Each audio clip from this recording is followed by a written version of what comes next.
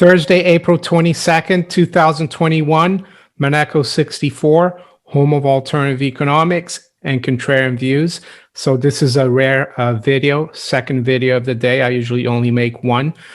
But I was reading Rafi Farber's Endgame investor report, which he sends to me.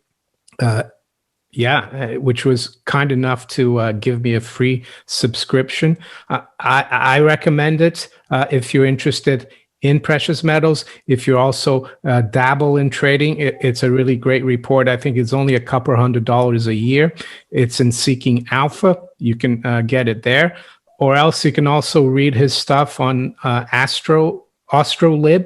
He does free articles once in a while there. So I was reading it and I saw something interesting that he wrote about how a lot of the precious metals ETFs, their stock of precious metals is going down while the price of gold and silver have been going up. And Rafi notes how that is unusual. So I wanted to bring him on to talk about that. The other day, I spoke about how it looks like there's still a lot of physical demand for gold and silver, and that could drive the price a lot higher. So Rafi, thanks for coming on in a short notice. And how are you? I'm doing well. How are you, Mario? I'm great, thank you. Good. So I did notice this. I haven't noticed. It's very rare. I think the last time it happened was somewhere around 2014 towards the end of the bear market. But to understand why this is significant, you kind of have to understand the mechanics of how these precious metals ETFs are supposed to work. What they do, I mean, nothing's magical in a market. I mean, a security can only track something with some kind of mechanism. It doesn't just it's not like GLD or SLV just follows the magical price of silver because that's just what it is. It's not fiat. What they do is GLD or SLV, they have a benchmark, and the benchmark is usually the futures price. So the goal is to make the ETF track the futures price because not everyone can trade futures. It's easier to buy an ETF. So how they do that is the futures is the benchmark, and then the ETF either raises or lowers the amount of metal in the trust to try to equal out the number of shares so that the supply and demand of the shares equals the futures price. So generally speaking, if the price of gold goes up, then there's going to be more demand for GLD, right? And to keep it in line with the futures price, they're going to increase the supply of GLD shares so that the two are in tandem. In order to increase the supply of GLD shares, what they have to do is you have to put more gold in to issue those shares. So you have the authorized participants of these ETFs, which are the big banks, issuing shares, and then when the price goes down, they redeem shares and they put the gold back in the vaults and take it out of the ETF, and it goes up and down, generally speaking, with the price of the metal. Now what's been happening lately is that the price of gold has been going up since around for a month now. I think around it bottomed in late March, like March 29th or something. Around 1680. But since then, and also silver, these two metals are, they trade together. So these two metals have been going up, but the supply of metal in both GLD and SLV have been going down, which would suggest to me that most of the demand is happening in the physical markets. Because if people aren't hitting the buy button on their brokerage accounts, buy GLD, buy SLV, then the demand for the paper isn't as high, and they don't have to issue more shares in order to keep it in line with the futures price. They can just keep the amount of metal. Or even if the demand is really going down, they have to lower the amount of gold or silver in the ETFs to lower the amount of shares to keep it in line with the futures price. And if they're lowering the amount of shares, that means most of the demand is going into the physical markets, into the coins, and even into futures. And that goes into the second thing that I noticed, which was that the open interest in the May contract in silver specifically went up. That's the table there from the COMEX site. So we're I think 5 or 6 days away from the rollover deadline, and you had just the open interest, meaning the number of contracts open in the May contract, was up by over 2,000 contracts, which is very rare this close to deadline. So we just had a big buying move in the futures itself, not in the ETFs. It's very strange. And it suggests to me that there's going to be a lot of deliveries, and unless they're going to try to, monkey hammer the price again sometime in the next few days, which is they've done before, and they could do it again. We'll see. Yeah, the May contract actually expires at the end of May, but what happens in 6 days, what Rafi was saying, is that you can be delivered upon, or you have to make delivery. So it's the first notice day. So yeah, you would expect people to be getting out of this contract, because there's a danger that you can have to take delivery, or you have to deliver the silver. So that the May contract itself keeps trading till the end of May, but towards the end of April, yeah, most people will not want to be involved in the May contract unless they want to take delivery. And the fact that the open interest is increasing, like Rafi said, is unusual, because if they want to really just trade the paper price, they would be trading this contract here already, which is going to be the next front month. There is a June contract, but there's not much interest in there. That's how the futures market works. It's not every month that is traded as a front month, even though there is.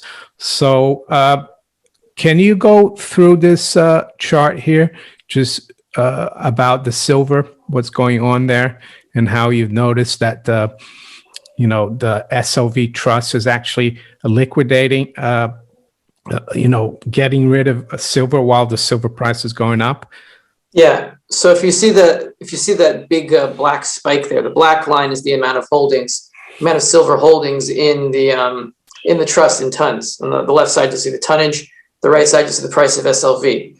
So around February, during the first silver squeeze, most of the interest, if you look at the bottom of the volume bars there, that day, I think it was either January 30th or February 1st, one of those days, you saw a record spike in the amount of silver being put into SLV, which means that the interest then was just people like smashing the buy button on their brokerages, hearing about the silver shortage that was over the weekend. So Monday morning came, and then everybody just bought SLV at the same time.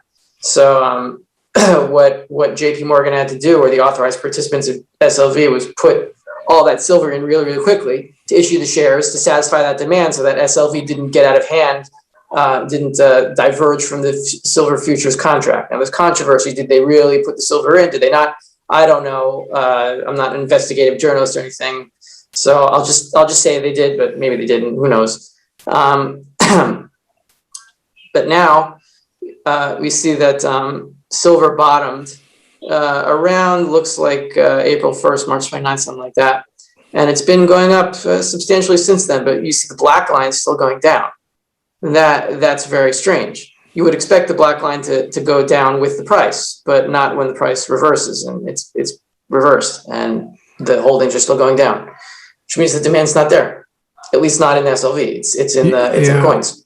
I have a feeling that people are probably, not everyone, but a lot of people are liquidating their SLV or GLD and other ETFs because they've been listening to people like us, others like Chris Marcus from Arcadia Economics, and they've been warned or woken up to the fact that the only way really to fight the bullion banks, to fight this corrupt, fraudulent, I would say, fiat currency system, is through the physical market, through having physical silver and gold. So that's quite hopeful, actually. And it looks like the same thing is happening in the GLD. So there's a difference there. It's actually dropping. And we're seeing this is like going, the price of silver is going like that, and the holdings in ETF is going like that, which is very unusual. Yeah. What I think is happening, I don't think it's quite that everyone is waking up, but I think, and I'm just what's the word? Extrapolating my own experience and putting on others. Maybe I'm wrong, but for me personally, I was never really into the whole manipulation thing. I kind of ignored the whole bullion banks. At the beginning, when I started getting into precious metals and understanding money, I bought the ETFs. I was like, yeah, okay, sure, it sounds good. And I didn't really think about it too much. And then when people talked about manipulation, I was like, you're just whining, we just got to stay strong. But now that I'm looking into the mechanics of this, I mean, what I'm seeing, especially from the behavior of everyone in the world and the amount of money that's being printed, is that when you talk to anybody, really, gold bug or not, everybody kind of recognizes that the world is not right now. This whole world is messed up. Most people can't put a finger on exactly what it is that's wrong.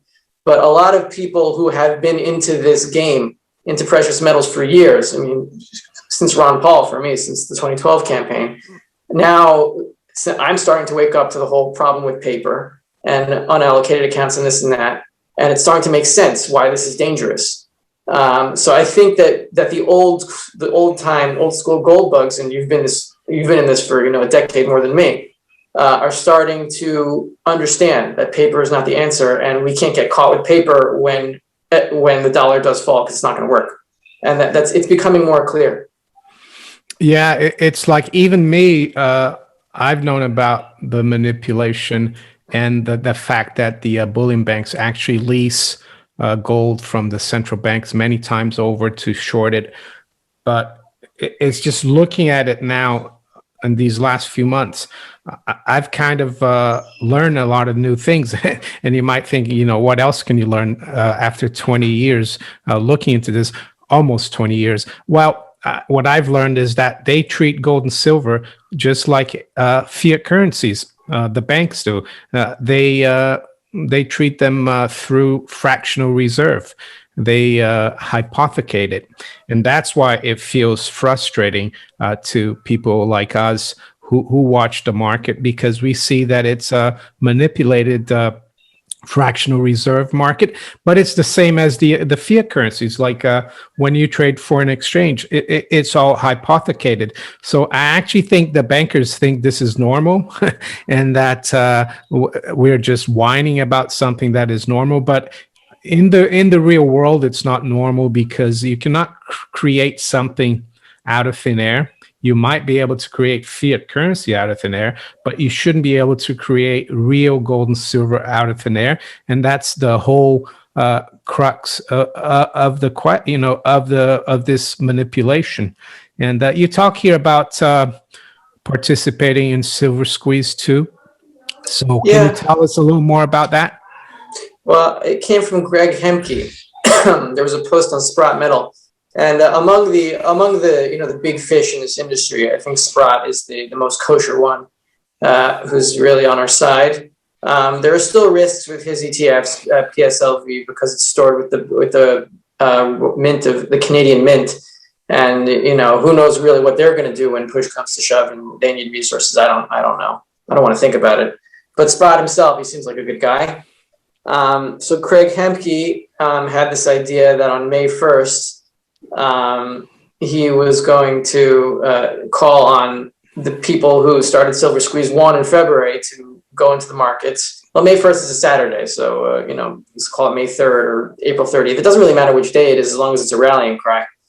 To all buy physical silver at that time. And since February, what's the number? I think like 35 million ounces has been drained from the COMEX. There's still a long way to go. They still have a record amount of silver there, which was all delivered into the COMEX around March of last year, around actually July, August, September last year for silver. I don't think that chart is at this post, but yeah, that's that picture there is what Craig Hemke was memorializing, which happened on May 1st, 2011. And I remember that day. That was a scary day. Where silver came off from its highs when the COMEX started increasing margin requirements for those who wanted to trade the paper contracts. So in 3 minutes, silver was smashed by $6.50. Sorry, in 12 minutes, 4 bars of the 3-minute bar. It was smashed by a record amount, and this was just on the first delivery day for that contract. So his idea was to memorialize that that May 1st, 2011. 10 years later, we're going to go and buy it back. That's his idea. So I added in. It was also May 1st, 1933, that FDR's Franklin Delano Roosevelt's order to confiscate all gold bullion was also took effect on May 1st, and that's when Fort Knox was loaded up and the entire money supply, the entire gold supply of the country was stolen. So it's a good day. It's a good day to get it back. We're not going to win on that day. We're not going to take down the COMEX in one day. I doubt it. But every blow is cumulative. This isn't a paper game. They can't print silver. So just keep buying it and don't go all in. Don't go into debt for this. Don't leverage. You made a good analogy about what us deplorables are, buying a little bit here and there, that we're actually the piranhas, you said, and they're the sharks. So, piranhas can be quite nasty. They're small. But, I bought some silver on Monday, I think. I got it delivered yesterday. I bought 20 ounces, like you said. You just buy as much as you can. Don't go overboard, especially don't borrow, I would say, to buy gold or silver. Can you tell us what you're seeing here, GDX and GDXJ? In terms of the technicals, I'm not really a technician, but just very simply, I mean, they're coming up on their 50-day moving average. And if they break through, I'm expecting, a little pullback maybe, and then a bounce off of it. The technicals aren't really what I'm interested in that much. But I would say that that when these paper currencies start really falling against gold and silver, and it becomes clear that the only solution to stabilizing the financial system is going back to a gold standard, then it's a whole different ballgame for these gold miners, because right now they're mining for jewelry, for jewelry demand, for industrial demand, some central bank demand, some coin demand. But when suddenly the world needs money to stabilize itself, then the world is going to turn to the gold miners to get it. It's going to be needed, and the demand for gold and silver as money, not as an industrial commodity, it is a whole different kind of demand, and it's a demand that everybody needs, because everybody needs money to integrate into the division of labor. So when the stresses and the fracture marks really start to widen in the financial system, you'll see the gold, these companies will be in the most demand to stabilize what is left. I watched a video just before we started talking.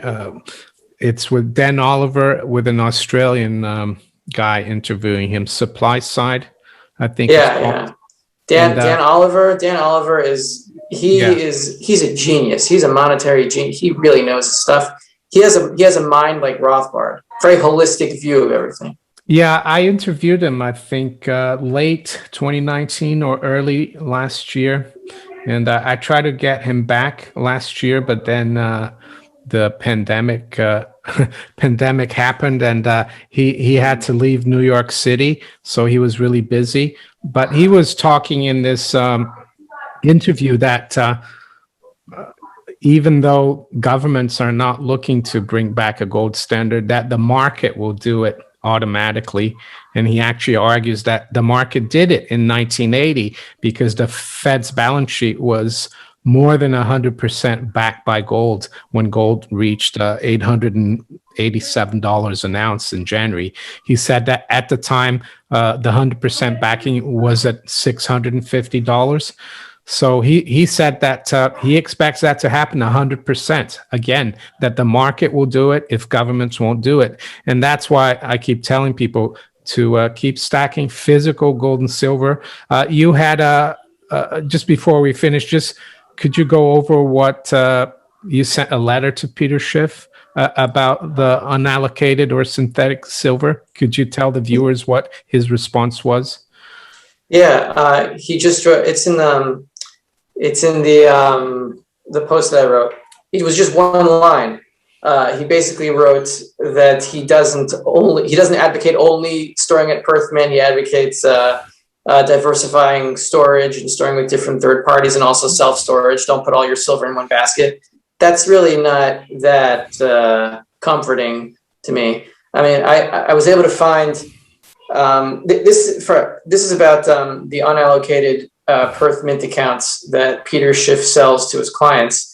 My point in the letter that I wrote to him was that even if we assume that unallocated accounts, and the definition of an unallocated account is this, it means it's backed by the silver inventory, the raw stuff that they get, that the Perth Mint gets anyway. So they might as well have somebody else pay for it, and then they get the inventory for free, and then you get a fraction of that flow of raw material. And theoretically, all the accounts are supposed to be backed by that raw material at all times. Now we can argue maybe it's not, maybe it is. I mean, there's people that say it's not. I've never seen direct evidence that it's not. Maybe it's out there, and I can't find it. But even assuming that all these unallocated accounts are fully backed 100% by raw gold and silver material flowing through the Perth Mint, in the event of a currency crisis, that's going to be impossible, because the Perth Mint in a currency crisis would be fulfilling orders like crazy, and they'd be trying to get new inventory. But what if they can't, because they can't exchange Australian dollars for new gold and silver material, which is what a currency crisis is. It's the definition of it. So then unallocated accounts, at first they would be enjoying the dollar price gains. Oh, look, my unallocated account is growing by so much, I don't have to worry. But then when it becomes a serious dollar crisis and they say they want their physical because they want to spend it, because people aren't taking paper money, like, they're not going to send you anything. I mean, it's good for now, but it's a game of hot potato. And Peter Schiff himself believes that a currency crisis is coming. So what's he going to tell his clients when it happens? I mean, I hope he wakes up before anything bad happens, but an unallocated account is basically, it's a timing trick. If you think you can get out before a currency crisis, you'll save money. If you can't, you're gone. That's it. I was able to find a mutual friend who knows Peter, who I did an interview with, who Peter Schiff did an interview with because he's a client, and he sent him the letter, and he gave me this one-line response. I don't know if you read the thing thoroughly or anything, but that's the response I got. It's very convenient to buy paper products like ETFs, and it's harder and more costly to buy physical. But I think you shouldn't be worried about the premium or the cost of buying or holding precious metals, especially the physical. Any final words, Rafi, before we wrap up? Stay safe out there. There are risks with anything. Even if even self-storage, we don't know what's going to happen when when things really hit the wall. Are they going to confiscate gold and silver again? Who knows? It's like Peter says, don't put all your silver in one basket, but I wouldn't get unallocated. I would spread it out. Yeah, and like you said, that's a good point. Nothing in this world is safe. Even, if you hold your physical silver, it could be confiscated or you could lose it. So it's not a perfect world, but I think people should try to diversify. Maybe if you do want ETFs, go ahead, but also think about having some physical. I think the physical will go a long way when all the fiat currencies basically accelerate lower, because they have all been sinking anyways for about 50 years since 1971. So Rafi, thank you for coming on. I appreciate it. I wish you a great rest of the day. And I guess tomorrow, is your day off, your Sabbath. And hope you enjoy that as well. Yeah, Friday night. Friday night. It's sunset. Right. Sunset on Friday to sunset on Saturday, right? Yep. Great. Thank you, Rafi, and I'll talk to you again. All right, have a good day.